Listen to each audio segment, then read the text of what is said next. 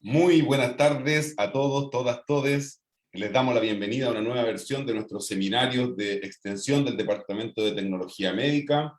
Soy el profesor Patricio Bustamante, director del departamento, y como siempre es costumbre, les mandamos un gran saludo, ¿no es cierto?, a las colegas de nuestra comunidad, a los y las estudiantes, a toda la comunidad de la Facultad de Medicina de la Universidad de Chile, a nuestros colegas y nuestras colegas y profesionales de la salud que se encuentran a lo largo del país trabajando aún en esta situación de pandemia, y también a todos los trabajadores y trabajadoras que permiten, ¿no es cierto?, el funcionamiento de nuestro sistema de salud para que nos sigan cuidando. Los últimos informes desde el Ministerio de Salud plantean que a partir del sábado 28 de agosto a las 5 horas todas las comunas de la región metropolitana avanzan a apertura, y la invitación es a no olvidar, ¿no es cierto?, las medidas de higiene, autocuidado, la vacunación como parte de este proceso para enfrentar la pandemia.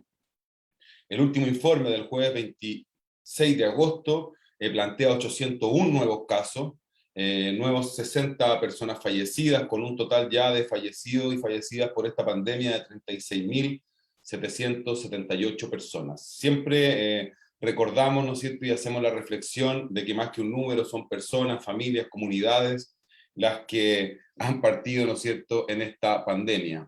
Y hoy tenemos dos grandes invitados, una invitada y un invitado de nuestra universidad, hoy día gente de la Universidad de Chile.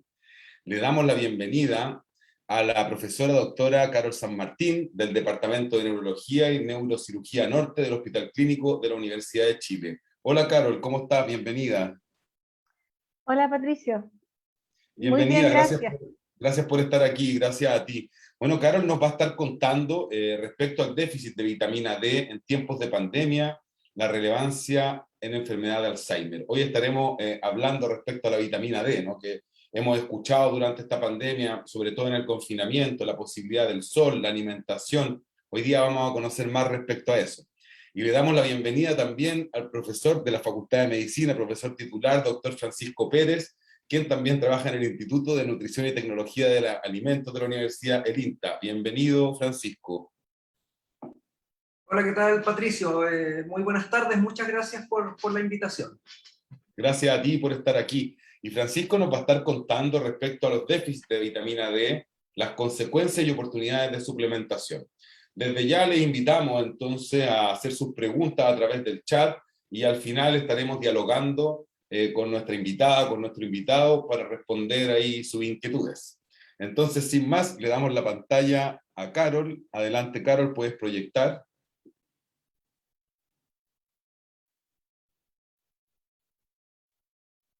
Ahí está. Se ve muy bien. Adelante. Perfecto. Muchas gracias. Primero que nada, agradecer al departamento por esta gran invitación a participar en esta instancia de divulgación. Siempre muy importante para la ciencia poder divulgar y comunicar lo que cada uno de nosotros hace.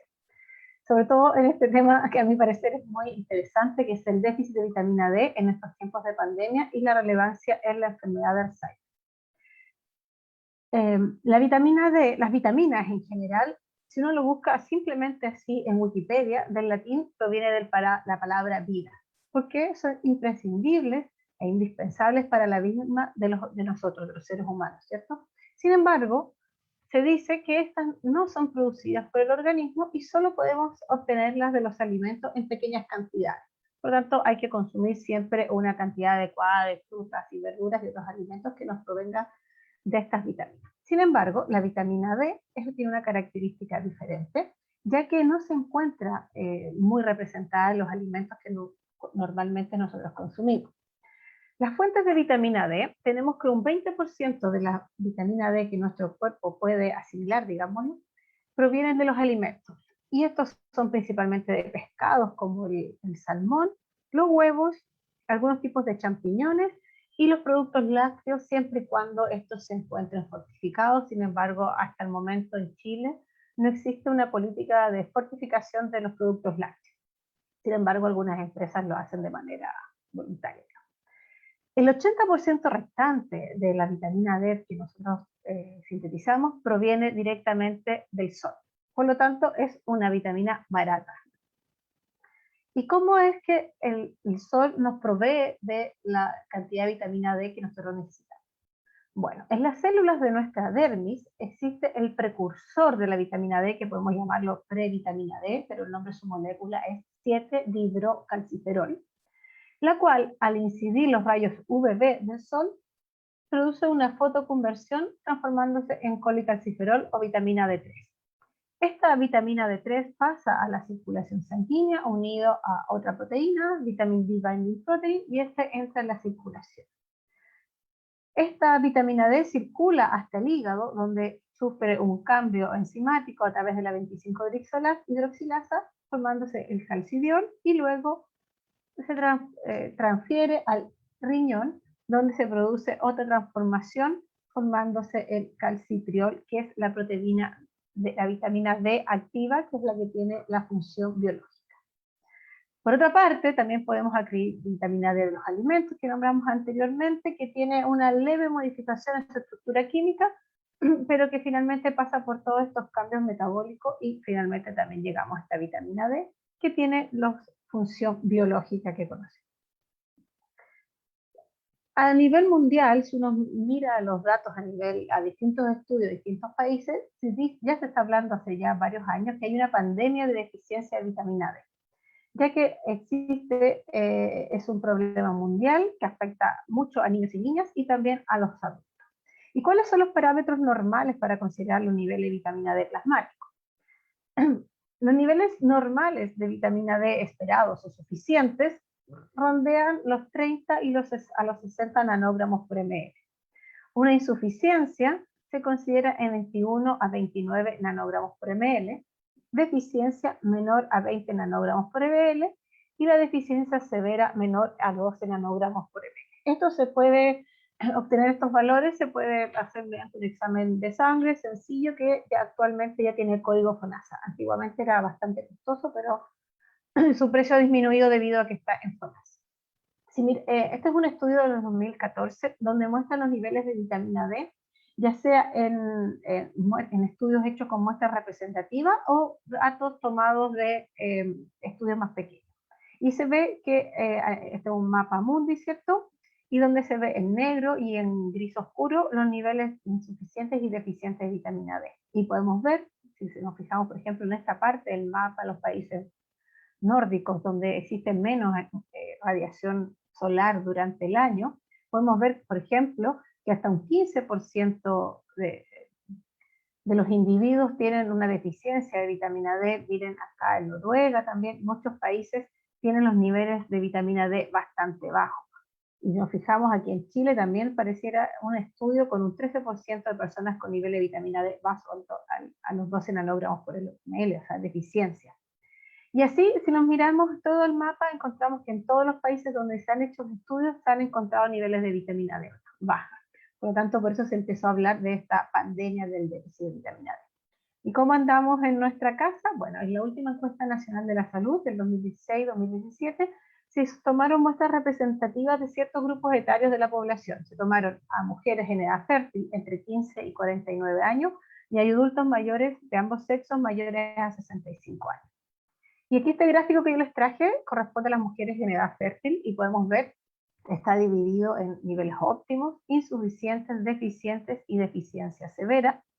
Y podemos ver, por ejemplo, que solo un 11% de esta población tiene niveles óptimos o esperados de vitamina D, mientras que los niveles de deficiencia severa alcanzan el 15,9% y el resto se distribuye en insuficiencia y deficiencia. Y en este otro gráfico de los adultos mayores podemos ver nuevamente que los niveles óptimos de vitamina D rondean el 11%, 11,9%, pero aumentó mucho la deficiencia severa, hasta un 20,9%. Por lo tanto, las de estas dos poblaciones tienen niveles de vitamina D bajo, lo cual es bastante preocupante. ¿Y a qué se puede deber la causa de esta deficiencia de vitamina D? Existen distintos factores. Uno es, y lo más probable, sobre todo dentro de la situación actual de confinamiento que hemos vivido en el último año y medio ya, es la baja exposición solar. Como les contaba, el 80% de la vitamina D que nuestro cuerpo produce proviene de la exposición al sol. Y si estamos más tiempo bajo techo, encerrados en nuestras casas, esto era esperable que ocurriera. Baja ingesta, si bien la vitamina D se obtiene poco de los alimentos, sin embargo, ese 20% tiene un valor y la baja ingesta de alimentos que tengan vitamina D como pescado. Somos una población que consume menos pescado del esperado. Las pieles más oscuras, las personas más morenas, también tienen una menor capacidad de sintetizar vitamina D en su dermis. El uso de bloqueador solar, los bloqueadores solares bloquean los rayos UVB, por lo tanto la posibilidad de producir la fotoconversión en el precursor de la vitamina D disminuye. Entonces la recomendación, si bien es protegerse de la radiación solar, es por otra parte tratar de tomar sol en horas tempranas de la mañana, 9, 10 de la mañana, y sin bloqueador, manteniendo expuesta cara y pecho, en verano tal vez mejor brazos también, por un momento, unos 40 minutos al día o más en invierno, pero sin bloqueador solar. La latitud, la ubicación de nuestra geográfica, de donde vivimos, es muy importante. Latitud a los mayores, a los 35 grados, ya sea norte o sur, la radiación UVB es menor. A modo de ejemplo, y sin querer ser centralista, Santiago se encuentra a los 33 grados de latitud. Por lo tanto, consideren ahí hacia abajo cómo va disminuyendo la posibilidad de obtener rayos UVB.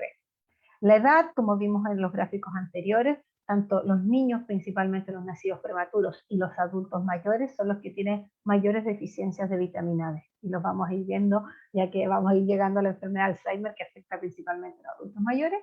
Y también el sobrepeso y la obesidad afecta considerablemente la producción de vitamina D por nuestro organismo.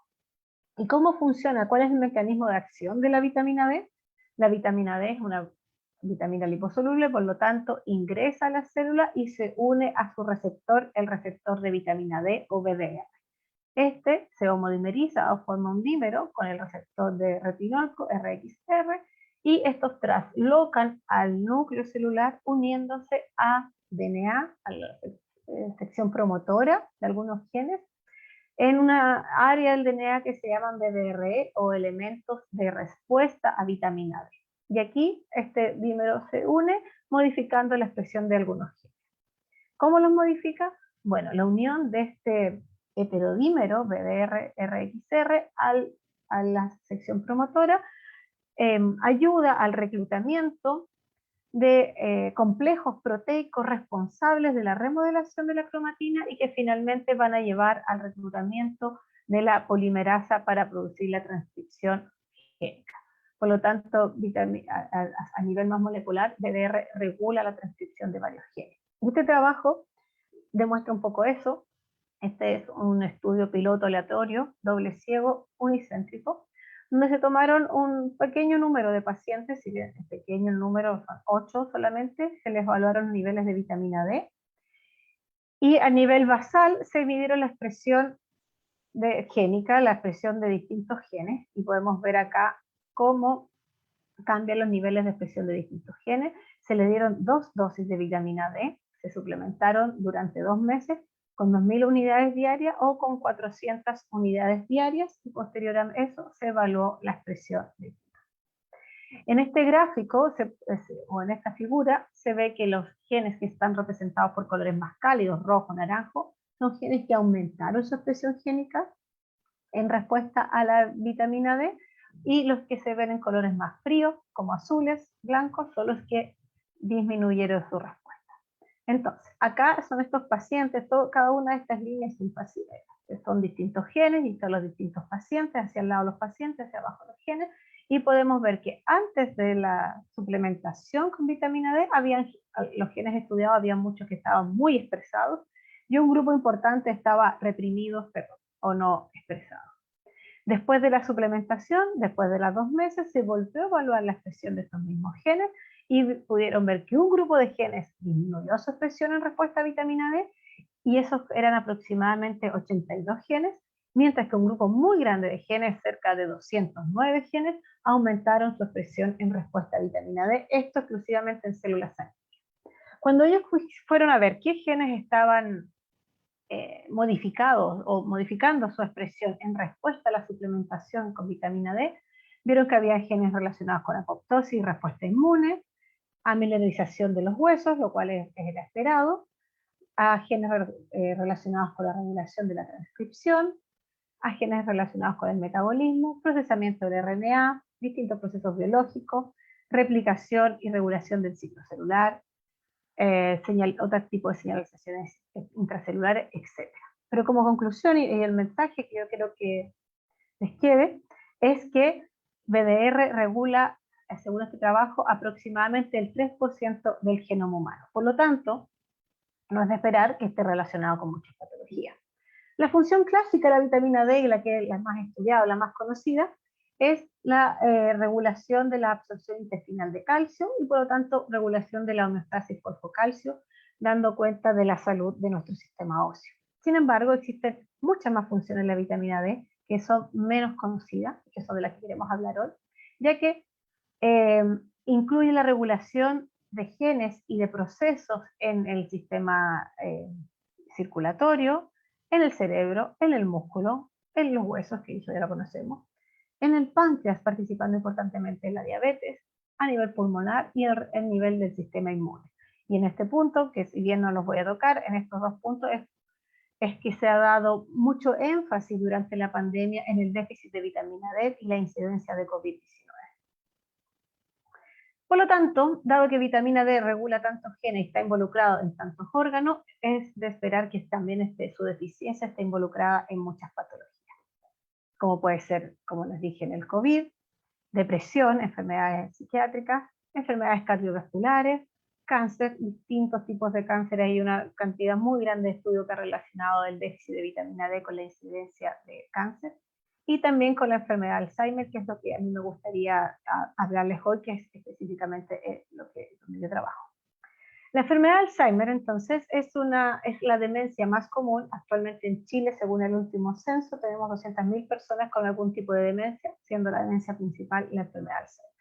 Esta enfermedad produce un deterioro en la memoria, el pensamiento, el comportamiento y la incapacidad de realizar en actividades cotidianas o que una persona sea completamente autónoma. O sea, la persona pierde elementos de su memoria y eso conlleva finalmente en el transcurso de la enfermedad a perder todas las habilidades cognitivas. El principal factor de riesgo para desarrollar la enfermedad de Alzheimer es la edad, o sea, a medida que envejecemos aumenta nuestra probabilidad de desarrollar Alzheimer. Sin embargo, no es parte de un envejecimiento normal.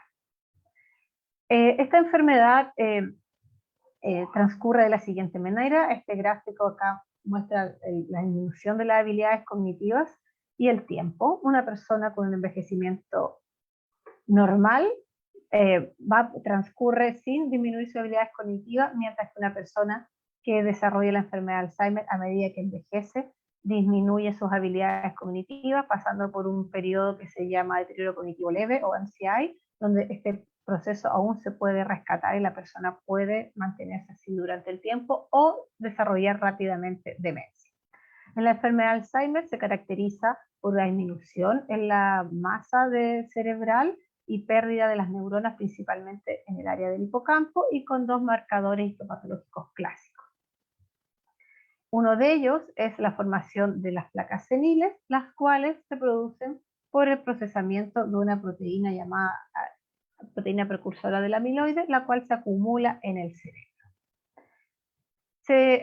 Hay una hipótesis bastante aceptada que dice que la eliminación de este péptido que se acumula en el cerebro, una deficiencia en su eliminación, es la que conlleva finalmente a la muerte celular. Y la eliminación de este péptido se produce a través de la barrera hematoencefálica. La barrera hematoencefálica está formada por distintos tipos celulares y es la que permite el paso de ciertas moléculas desde la sangre, como se ve acá, hacia el cerebro. Y son a través de distintas proteínas transportadoras que permiten que este péptido A beta que se está acumulando en placas seniles pase hacia la sangre y la sangre lo permite eliminar. Y interesantemente, se ha visto que estas proteínas transportadoras del péptido A beta que permiten limpiar el cerebro, como es el RT1, PGP, están reguladas por vitamina D. Por lo tanto, es interesante ver cómo existe una relación entre los bajos niveles de vitamina D y la incidencia de la enfermedad de Alzheimer. Nosotros llevamos varios años estudiando esto, donde hemos visto que las células sanguíneas, los linfocitos de los pacientes con deterioro cognitivo en estadios previos a la enfermedad de Alzheimer, responden a estrés oxidativo de manera diferente a que lo hacen unos pacientes o individuos controles. Si nosotros exponemos estas células a peróxido de hidrógeno, como un efecto antioxidativo, un daño a las células, podemos ver que en una situación, en los pacientes controles, las células mueren a medida que aumenta la concentración de peróxido. Sin embargo, los pacientes con deterioro cognitivo, como son los verdes, o con Alzheimer, como son los azules, sus células mueren aún más que las de los pacientes con Alzheimer. Nosotros empezamos a ver que los pacientes, tanto los pacientes controles sin ningún deterioro cognitivo, tenían bajos niveles de vitamina D, y así también los pacientes con deterioro cognitivo, lo cual fuimos a ver a literatura y era lo esperado. Los adultos mayores, como les decía, tienen menores niveles del precursor de vitamina D, por lo tanto es esperable que tengan menores niveles de la vitamina. Y por otra parte, había una gran cantidad de trabajo que ya estaba indicando que existía una relación entre los bajos niveles de vitamina D y la enfermedad de Alzheimer. Por lo tanto, nuestros pacientes fueron suplementados con vitamina D y posteriormente volvimos a evaluar la muerte celular de sus linfocitos en exposición a peróxido. Antes de la suplementación, nosotros vimos, como les había mostrado antes, que los individuos controles, sus células morían a concentraciones crecientes de peróxido, y que los pacientes con deterioro cognitivo, sus células morían aún más. Sin embargo, estos mismos pacientes, después de haber sido suplementados durante 6 meses con vitamina D, vemos que la curva gris que representa a los pacientes con deterioro cognitivo se iguala a la de los pacientes control, la curva negra. Por lo tanto, sus células se hicieron más resistentes al daño oxidativo. En honor al tiempo, creo que no les voy a poder mostrar mucho más, pero rápidamente solo decirles que estos pacientes que sus células presentaron una respuesta a vitamina D después de su suplementación, ellos aumentaron sus niveles de vitamina D con la suplementación, lo cual por supuesto esperábamos, y interesantemente ellos aumentaron los puntajes en test neurocognitivos. O sea, ellos no solamente mejoraron su nivel de vitamina D, sino que los pacientes con deterioro cognitivo tuvieron una mejoría en su memoria, lo cual es muy, muy interesante, porque quiere decir que la vitamina D de alguna manera podría ser una terapia coadyuvante para estos pacientes con deterioro cognitivo.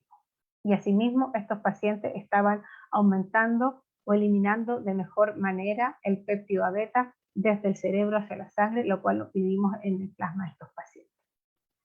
En hora al tiempo no les voy a poder mostrar todo lo que les tenía preparado. Sin embargo, la idea y la propuesta de mi grupo de estudio, en mi laboratorio, es que la vitamina D está regulando la expresión de estos transportadores del péptido A beta, favoreciendo la eliminación del péptido A beta desde el cerebro hacia la sangre, haciendo un clearance, una limpieza del cerebro. Por lo tanto, la suplementación con vitamina D en pacientes que tienen sus niveles disminuidos favorecería este proceso y sería una terapia coadyuvante complementaria al tratamiento usual para la demencia. Solamente dar los agradecimientos a todo mi grupo de trabajo. Muchos de ellos son estudiantes de tecnología médica de otra universidad, pero son estudiantes de tecnología médica, y al todo el grupo del Centro de Investigación Clínica Avanzada, con un grupo muy grande de neurólogos que me ayudan al reclutamiento de los pacientes. Muchas gracias, Carol, por tu exposición, por todo lo que nos has planteado ahí, el trabajo de investigación tan importante que están realizando y la relación finalmente de la vitamina D con distintas enfermedades, ¿no? Es muy, muy importante el trabajo que están haciendo, así que te agradecemos tu presentación. Invitamos entonces a hacer preguntas para al final ahí poder planteárselas a Carol y poder dialogar. Y ahora le damos paso al profesor Francisco Pérez, que nos va a hablar un poco respecto a la deficiencia de vitamina D, las consecuencias y oportunidades de suplementación. Adelante, Francisco. Hola, muchas gracias. ¿Se ve bien? Se ve bien, sí. Vale. Bueno, muchísimas gracias por la invitación. Yo voy a andar en algunas partes de la presentación más rápido para para no repetir aspectos que ya se trataron, simplemente reforzar que la vitamina D se encuentra en una matriz alimentaria tremendamente restrictiva. En general, cuando uno mira los alimentos que van a aportar vitamina D, se encuentra con alimentos que son escasos y muchos de ellos bastante caros. Por lo tanto, la síntesis endógena de vitamina D, esta que alcanza cercano al 80%, es crucial para mantener el estatus de vitamina D, sobre todo cuando tenemos esta característica de tener una matriz alimentaria muy restrictiva. Respecto de los impactos en salud por vitamina D, ya se han mencionado en general las vías clásicas de función de vitamina D en el aspecto óseo, muscular, por allá por inicios del año 2000, su función endocrina, principalmente en insulinosensibilidad y en insulinoresistencia, y probablemente los componentes más actuales, si uno quisiera centrarse en la literatura reciente, tienen que ver justamente con funciones cerebrales de la vitamina D. Recordar que en el año 2009 se caracterizó el receptor de vitamina D en cerebro, el BDR, que fue una de las últimas caracterizaciones.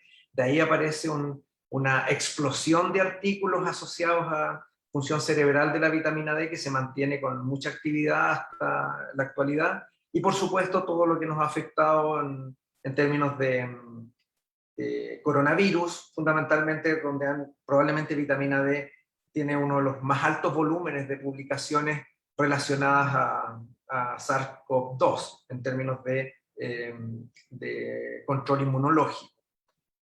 Esto tiene importancia en el último tiempo en términos de publicaciones, porque la vitamina D, dentro de todas sus grandes funciones, tiene un rol epigenético tremendamente relevante, es un muy buen regulador epigenético, actúa sobre ejes de inflamación, principalmente controlando fenómenos ligados a estrés oxidativo y a inflamación sistémica, dos componentes muy, muy interesantes de ver en los pacientes que inicialmente el año pasado murieron por coronavirus, fundamentalmente pensando en adultos mayores, y eso ligó definitivamente los estatus de deficiencia de vitamina D en la mayoría de las series que se publicaron de poblaciones afectadas por coronavirus.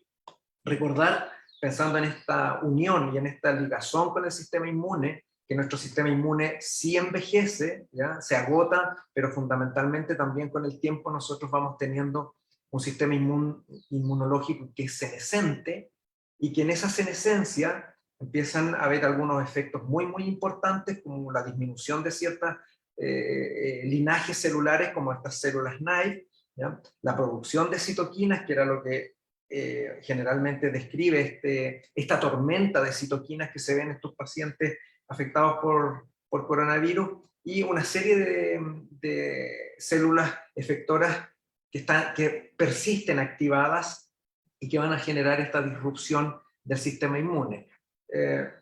Muy rápidamente ha aparecido una cantidad de artículos en el último tiempo relacionados al efecto de la vitamina D en términos de tratamientos y en términos de suplementaciones en pacientes comprometidos con un grado de éxito bastante importante. Esta es una publicación muy, muy reciente, si bien sus tamaños muestrales no son muy, muy consistentes, pero se han visto efectos tremendamente beneficiosos de vitamina D en estos pacientes.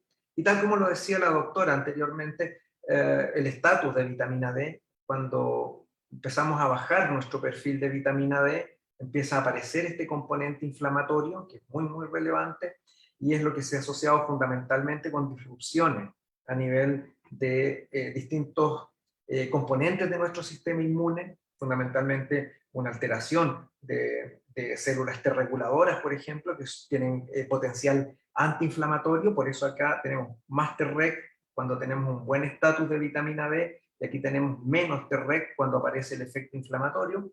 Y la vitamina D aparentemente tiene un rol muy, muy importante en controlar estas cualidades de potenciación que podríamos tener en nuestro sistema inmune.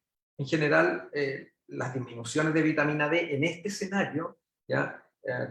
Van a generar una disminución de nuestra respuesta inmune innata, ¿ya? Esto se va a ver reflejado en un aumento de carga viral, reitero, esto solo pensando en el escenario de las personas afectadas por coronavirus. Se va a generar esta tormenta inflamatoria, que también se conoce como hiperinflamación, y esto probablemente vaya a aumentar, y ha aumentado la severidad de los casos que se mantienen con mayores días de hospitalización por COVID-19. Por lo tanto, el papel de la vitamina D en regular nuestro sistema inmune es tremendamente relevante, lo hace en distintos otros escenarios sobre células T reguladoras, sobre macrófagos, sobre neutrófilos, por lo tanto tiene un papel muy bien caracterizado desde hace ya casi 18 años en la literatura. Y algo muy, muy pequeñito para que vean cómo se mueven nuestras familias de células T, por ejemplo, ¿ya? Aquí estamos en estacionalidad, piensen que aquí es verano, entre junio y agosto, esto es en el otro hemisferio, y existe un correlato interesante cuando uno mira el conteo de células T reguladoras, por ejemplo, en relación a los cambios que se van teniendo con la estacionalidad, ¿ya? En general, cuando nos exponemos más a la luz solar, ¿ya? También vamos a generar mayores perfiles de vitamina D. Recuerden que esto es de producción fundamentalmente endógena, y cuando estamos más expuestos a la luz solar, aumenta la vitamina D, y eso también tiene un correlato directo, ¿ya? Con un mayor volumen y un mayor número de células T reguladoras. Es una relación muy sencilla de observar de cómo vitamina D repercute en nuestro sistema inmune.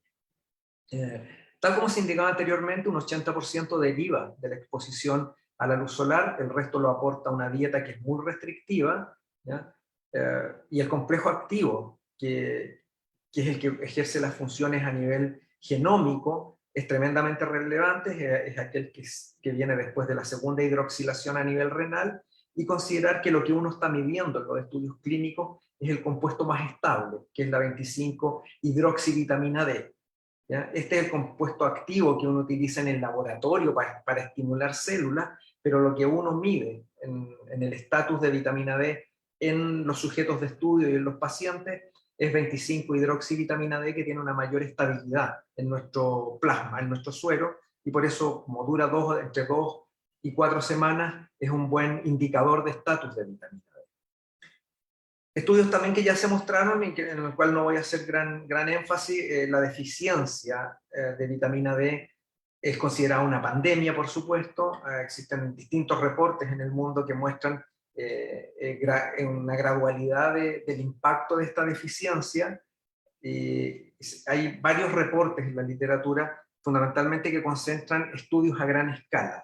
Chile hasta hace pocos años no tenía estudios con grandes volúmenes de pacientes, y yo les voy a mostrar 2 estudios relativamente recientes que logran aportar a esta epidemiología de la deficiencia de vitamina D. Y este es un ejemplo muy claro, tal como lo decía la doctora, de cómo es barato sustentar una mejoría en vitamina D, porque es una vitamina barata si uno se expone al sol.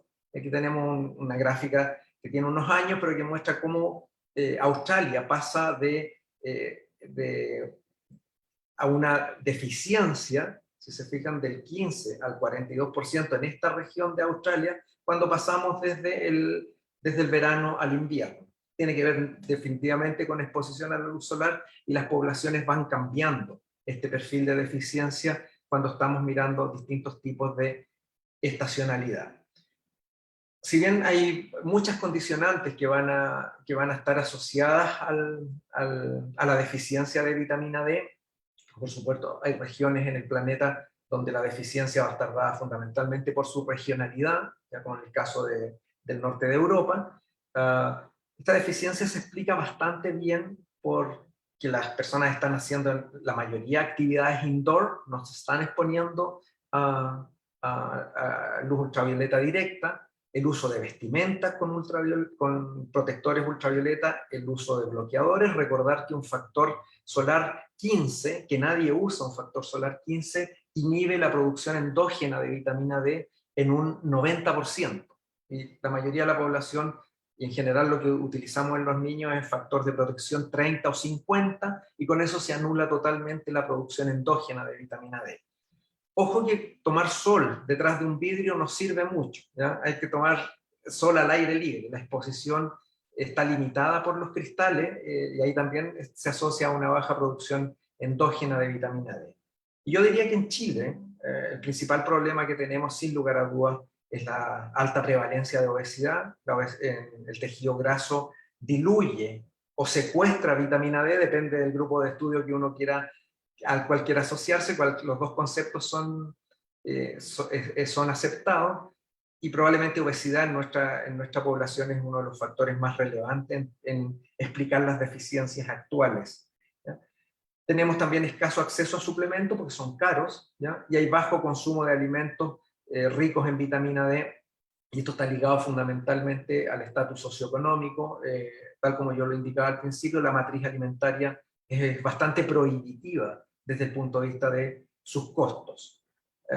También se mencionó, podemos encontrar valores de dos consensos, el Instituto de Medicina y la Sociedad de Endocrinología. Esto corresponde a la tabulación de vitamina D que hace el profesor Michael Holick en la Academia Americana de Endocrinología. Generalmente vemos estudios asociados con estos puntos de corte, ¿no? Que ya fueron mencionados, ¿no? Mayor de 30, entre 20 y 29, menor de 19, y una clasificación asociada a distintos tipos de las deficiencias que pueden ir desde leves hasta severas. Aquí hay que poner un poquito de ojo cuando uno lee alguno de los artículos, tratando de ver cuáles de las dos metodologías, que son bastante parecidas, se está utilizando.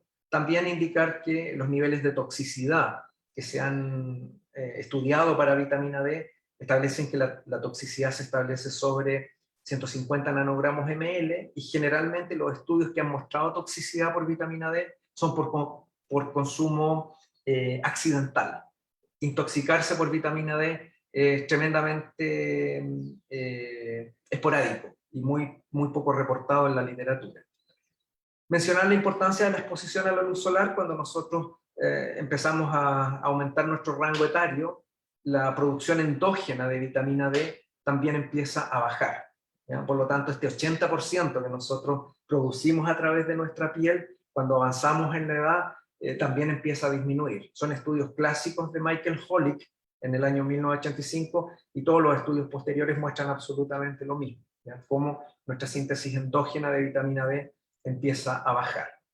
Y este es un estudio antiguo, pero que hay bastantes en la literatura, que son adultos mayores que fueron expuestos durante 3 minutos a luz ultravioleta. O sea, los enviaron a un solarium, ¿ya? Y hay, después de 8 semanas, una mejoría respecto al estatus de vitamina D. Un poco para graficar, tal como lo indicaba la doctora San Martín, que es una vitamina barata, en el cual uno, mejorando sus niveles de exposición en determinadas horas del día, que ya las podemos conversar, sin lugar a dudas puede mejorar el estatus de vitamina D. Respecto a los estudios, a los grandes estudios, esta es una publicación del año 2014 que muestra todos los estudios publicados hasta esa fecha, y hasta ese punto de la literatura, si ustedes se fijan, no habían estudios a gran escala, ¿ya? En Chile había un estudio en Argentina y 2 estudios en Brasil, y si ustedes se sitúan sobre más o menos la franja amarilla, es allí donde uno tiene que establecer las deficiencias, y basta contar el número de estudios que hay en cada continente para ver que claramente esto es una pandemia, y que la mayoría de las poblaciones sí se encuentran deficitarias en vitamina D. Dentro de los estudios nuevos que han aparecido, que apareció el año pasado en la revista Climaterio, Climateric, es del profesor Arteaga de la Universidad Católica, y ya muestra un análisis de vitamina D en una buena población de estudio, ¿ya? En hombres y mujeres, y se puede ver justamente estacionalidad, cómo esta vitamina D cambia en primavera y verano respecto a otoño y a invierno, ¿ya? En este estudio se mostró que la prevalencia de deficiencia aumenta en la medida en que aumentamos de edad, y esto está reportado en todos los países, y destaco este estudio porque tiene un tamaño de muestra realmente consistente y probablemente va a ser incluido en las próximas revisiones de temáticas respecto a pandemia de deficiencia de vitamina D. Este es un estudio que nosotros vamos a publicar en el mes de noviembre de este año, ya en European Journal of Clinical Nutrition. Lo hicimos en niños entre 4 y 14 años de edad, en 3 regiones, Antofagasta, Santiago y Concepción. Y si ustedes tratan de imaginarse la línea de suficiencia, que es entre 30 y 100, que sería lo negrito que está arriba de cada gráfica, estos niños en 3 regiones distintas, con distinta latitud, muestran todos una deficiencia tremendamente relevante. Este reporte, que para nosotros, nuestro estudio fue hecho en invierno, fue hecho entre mayo y agosto, por lo tanto esperábamos una deficiencia, pero cuando miramos esta deficiencia sumado a la insuficiencia, los niños, que son 1.200 estudiados en esta propuesta, cercano al 84% tuvieron muy bajos niveles de vitamina D, lo que marca claramente el impacto de esta vitamina en términos de su déficit. Si se fijan, ahí está la línea de corte, ¿ya? Para considerarlo solamente como insuficiencia, sobre 20 están esos grupos en Santiago, esos grupos en Concepción y esos grupos en Antofagasta. Por lo tanto, es una razón de preocupación. ¿Por qué es importante hablar de suplementaciones y de fortificaciones de algunos productos? Porque nosotros tenemos una respuesta completamente individual a las suplementaciones. En este estudio que mira genes, expresión de genes, es un individuo, el 34, el 46, el 56, ustedes pueden ver, hay genes que están down-regulated, otros sobre-regulados, cómo sube su estatus de vitamina D después de 6 meses de suplementación. En este caso se utilizaron 10.000 unidades internacionales de suplementación, y tenemos una respuesta genómica distinta. Si yo comparo el individuo 34 con el 46, más o menos se parecen, pero son totalmente distintos al 56 con el 66, ¿ya? En términos de respuesta genómica. Por lo tanto, hay una individualidad en este tipo de respuesta. Por eso que es bueno plantearse esquemas de fortificación o de suplementación, si yo lo voy a hacer directamente con el individuo que está en déficit, y también debo estar preparado para una respuesta diferencial. No todos los individuos van a responder de forma similar a una terapéutica con un suplemento de vitamina D, y por eso que es una buena medida ir pensando en fortificaciones masivas. Uno de los productos que más se utiliza desde el punto de vista de las fortificaciones masivas corresponde a los lácteos, margarinas, yogures, leches. Ustedes recuerden que ahí se fortifica la leche. La leche no tiene vitamina D o la pierde. Lo poco que tiene la pierde con los procesos de pasteurización, por lo tanto hay que fortificarla, y es una de las matrices que se utiliza con mayor frecuencia. Y para ir finalizando, contarles un poco la experiencia de probablemente la región más exitosa en términos de suplementaciones. Esto es en Finlandia.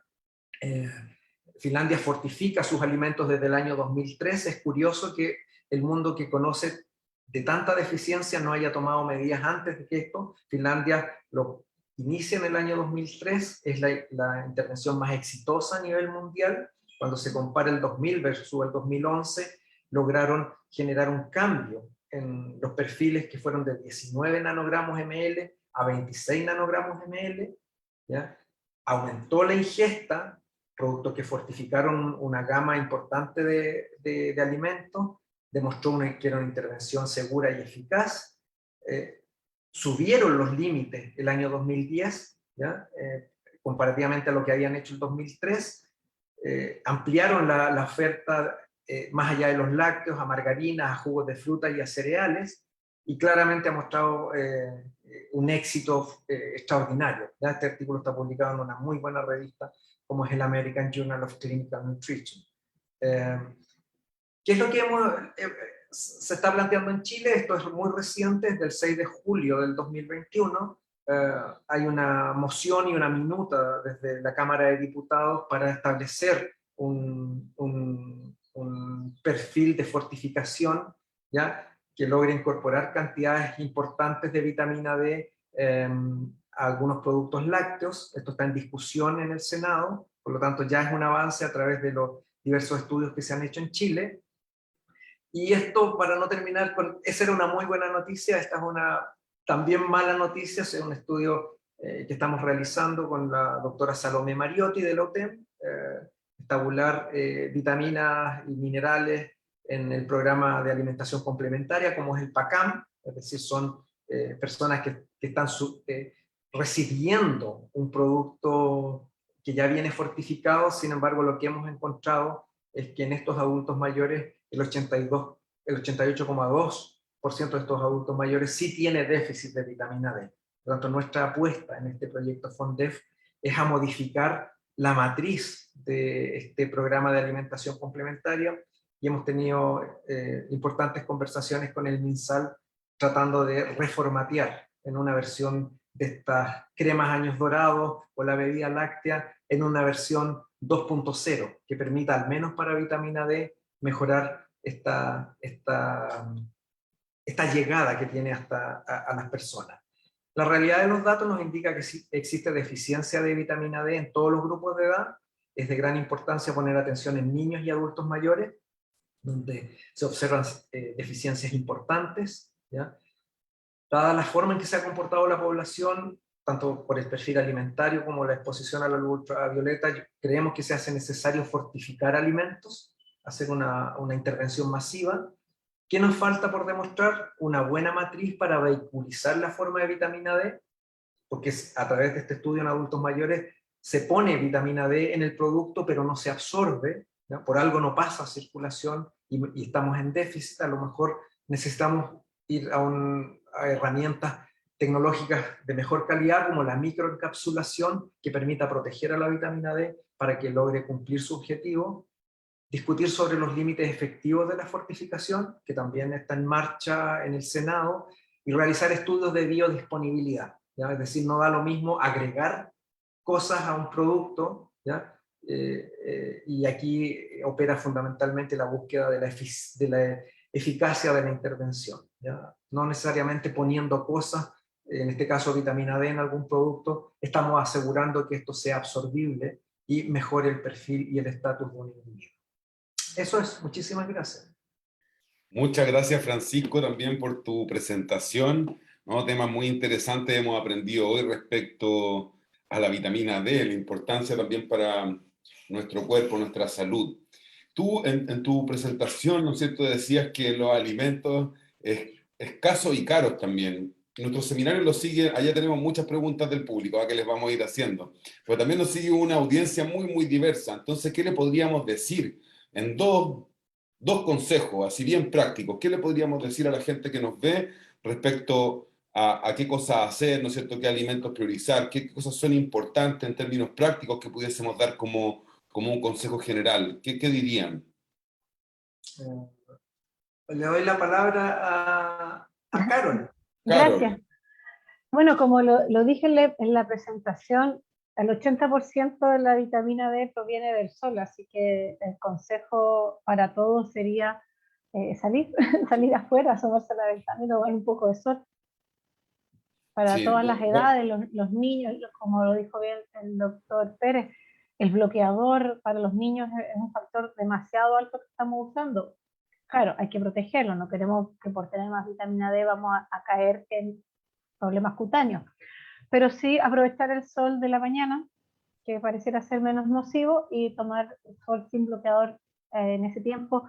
En el periodo estival 20 minutos es suficiente, en invierno el tiempo tiene que ser 40 minutos hasta una hora, pero salir afuera.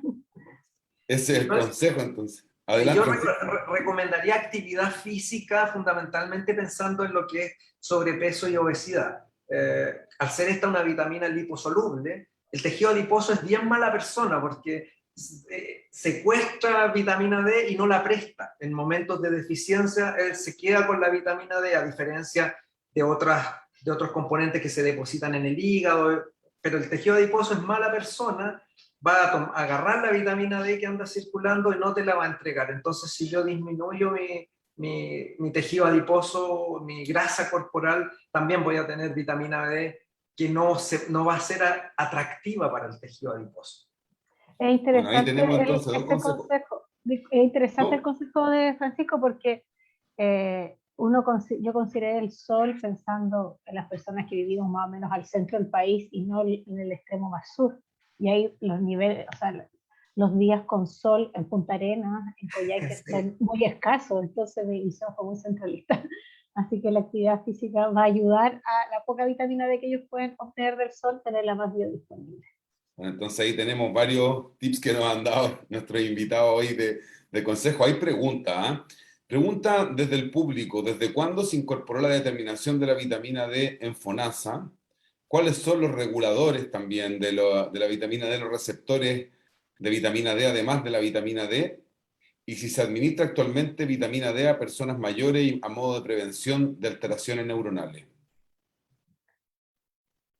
Ahí, ¿quién quiera responder? Yo la fecha exacta en que el examen se le puso bonificación FONASA no la sé.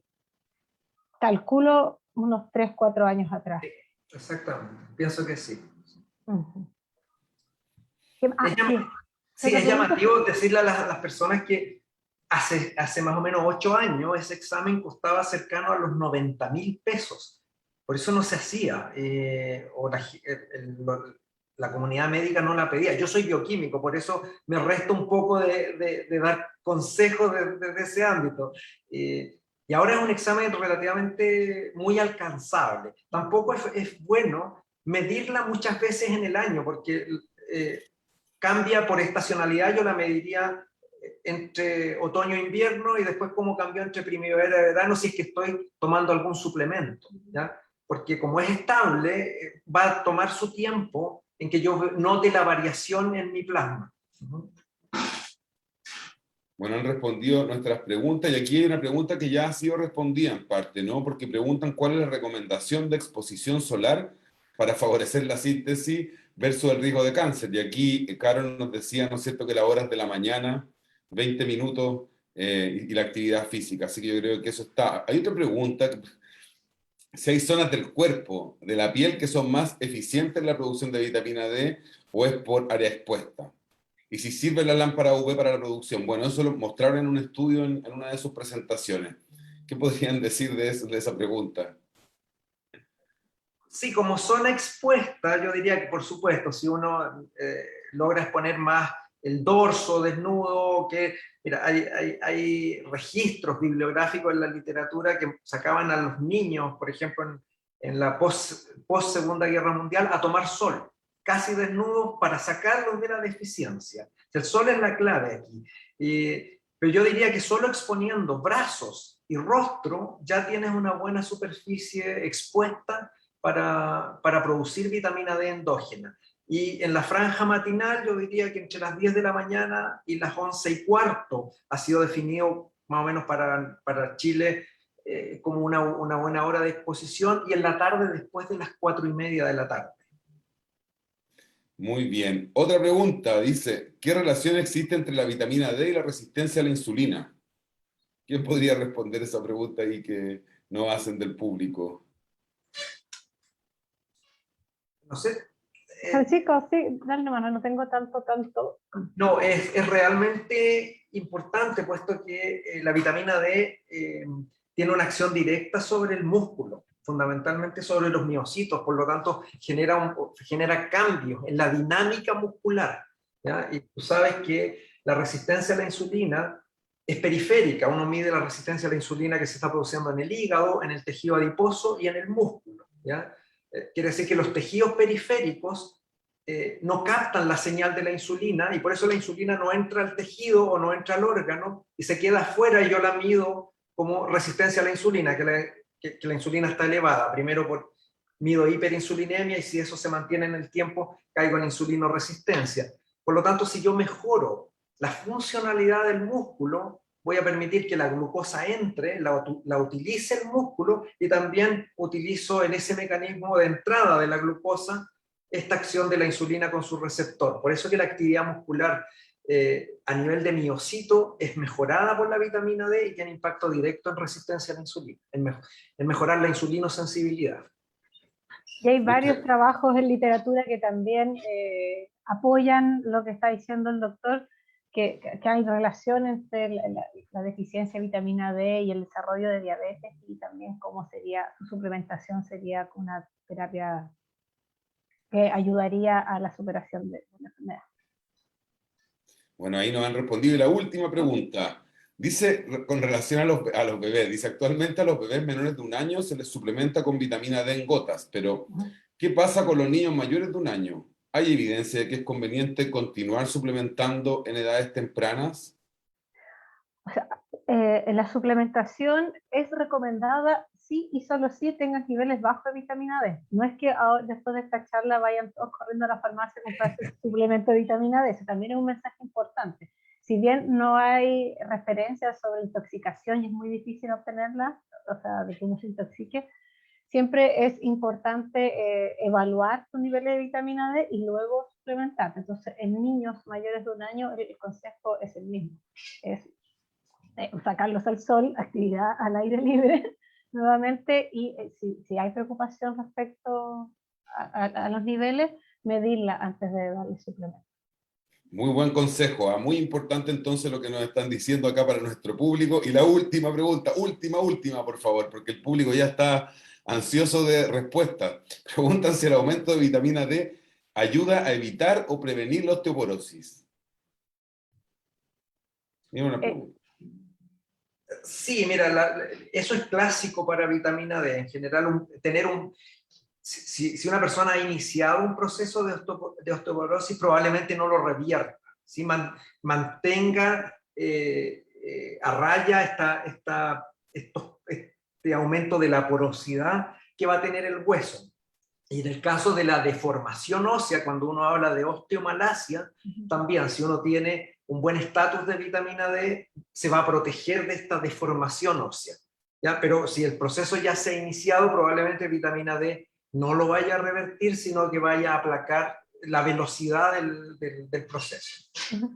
Y para todas las mujeres que toman calcio como suplemento para la osteoporosis, por lo general las cápsulas de calcio vienen suplementadas también con vitamina D para favorecer ese proceso. Todas vienen calcio y vitamina D.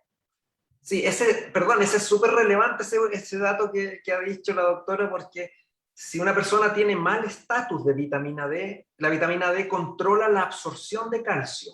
Si tú no tienes vitamina D, el calcio pasa de largo por el intestino. Así que yo puedo tener una dieta rica en calcio, pero deficiente en vitamina D, y no voy a absorber ese calcio. Muy importante entonces toda la información que nos han entregado. Felicitaciones por el gran trabajo que están haciendo de importancia, ¿no es cierto?, para la salud de toda nuestra población.